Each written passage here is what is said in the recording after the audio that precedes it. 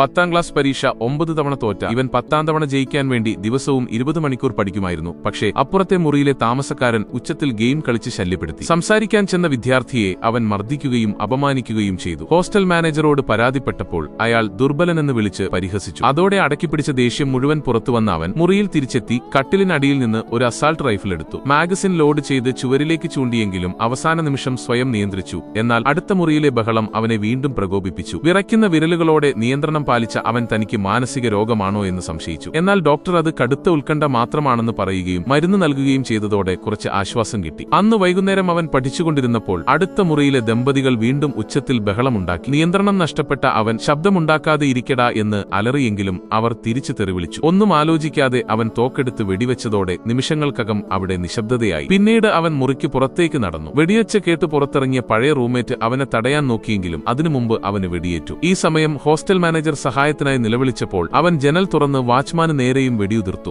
രക്ഷപ്പെടാൻ നോക്കിയ റൂംമേറ്റിനെ അവൻ വീണ്ടും വെടിവെച്ച് വീഴ്ത്തി. ശേഷം തോക്ക് വീണ്ടും ലോഡ് ചെയ്തുകൊണ്ട് അവൻ ചോദിച്ചു, ഇനി ആരാടാ എന്റെ പഠിത്തം മുടക്കുന്നത്?